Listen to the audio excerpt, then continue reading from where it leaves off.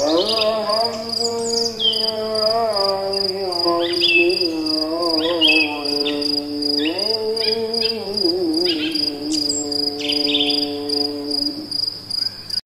kita ini makhluk hidup, kita ini manusia, makhluk hidup. Maka makanlah yang hidup-hidup. Jadi kalau boleh saya katakan, saya tidak melarang Anda makan makanan yang kemasan, silakan aja. Tapi kalau kita bicara air saja, air yang paling baik ya, kita bicara air yang paling baik. Air apa? Air yang tidak dimasak sebenarnya. Kalau teman-teman pernah pergi ke Ranu Kumbolo, ya kan? Saya pernah pergi. Ya pernah lah, anggaplah udah pernah. Saya udah pernah. Sampai di Ranu Kumbolo, sampai ke Ranu Mati. Tapi nggak naik gunung. Waktu mau naik gunung turun saya, takut mati. Kenapa takut mati? Daripada mati di sini, mendingan saya mati jihad gitu kan. Mati lagi dakwah, mati naik gunung menurut saya bukan serah sih. Tapi bagi saya lebih baik saya mati yang lain aja lah gitu. Kalau itu kan 45 derajat tuh, gitu loh. Mikir begitu, mikir mati, ya. Tapi kalau mau naik gunung silakan aja naik gunung. Ingat kalau mau naik gunung jangan lupa bawa ustadz buat tausiah. Oh iya. Ada beberapa teman-teman itu mereka muslim traveler gitu kan. Mereka subhanallah pokoknya momen apapun itu mereka manfaatkan untuk ngasih ini nutrisi buat hatinya. Jangan naik sepedaan ya, ke hutan ke apa gitu tetap ustadznya dibawa.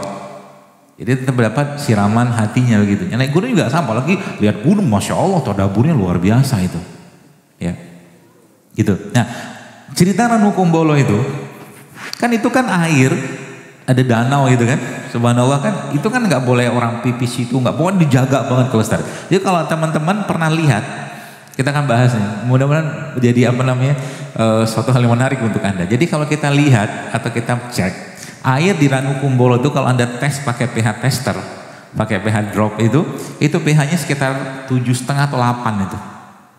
Warnanya hampir kebiruan. Saya udah cek, ada videonya tuh.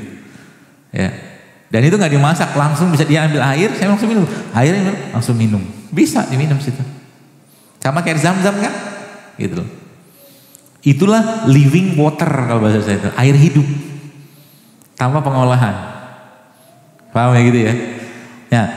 Ya, kita belajar lagi gennya atau DNA manusia. Jadi semua yang Allah ciptakan Bapak sekalian ini berpasangan semua. Nanti hubungan apa? Hubungannya sama makanan-makanan ini.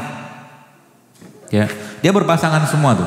Ketika sesuatu masuk sudah tidak ada lagi sesuatu yang hidup di sana akibat pengolahan, akibat kemasan, akibat apa yang terus menerus dikonsumsi, dia putus tuh. Hilang elektronnya. Ya. Nah, sebelum kita bahas hilang elektronnya, ternyata gennya kita itu saling berikatannya, teman-teman sekalian, gennya kita itu saling berikatan dalam keadaan atau pH yang sangat tinggi. Jadi gen kita itu ikatan pH sangat tinggi, bisa 9 sampai 10 pernah saya baca. Kalau teman-teman pernah ngecek ASI itu pernah dicek nggak pH-nya berapa? Ibu-ibu belum pernah ngecek ya? Ayo coba dicek. ASI itu pH-nya sama kayak air Zam-Zam. pH ASI itu 8,3 lah. Sama kayak air Zam-Zam.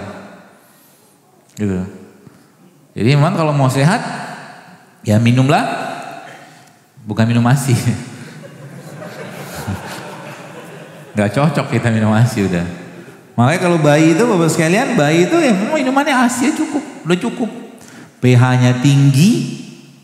Ya, dia punya kandungan mineralnya, vitamin macam-macam lah, saya nggak ingat semua itu. Sangat lengkap pada ASI itu. Sama kayak di Zam-Zam. Ya, seperti itu. Nah, lalu kita lihat lagi nanti. Itu pembahasan di situnya. Maka kita lihat, bahwa ternyata subhanallah, semakin kita mentadabur ini semua, semakin kita paham bahwa ternyata kejadian atau penyakit yang kita atau mungkin banyak orang rasakan saat ini tidak lain tidak bukan muncul gara-gara apa? Gara-gara banyak sel-sel kita itu yang kehilangan elektronnya. Banyak yang kehilangan elektronnya. Dia menjadi radikal bebas. Ya, radikal bebas. Kalau sudah berubah atau banyak radikal bebas di badannya, apa yang terjadi? Pasti akan muncul penyakit, cepat atau lambat. Yang pertama. Yang kedua apa? Akan terjadi perubahan sikap karena selnya stres. Gennya stres, orangnya stres. Gitu loh. Ya. Jadi bagaimana cara memperbaginya? Kembalilah ke ciptaan Allah yang benar gitu kan. Ya, kembalilah ke ciptaan Allah. Maksudnya gimana gini? Ini kan ada kurma. Kurma nih Bapak sekalian, salah satu makanan terbaiknya perut kita, kurma. Ya.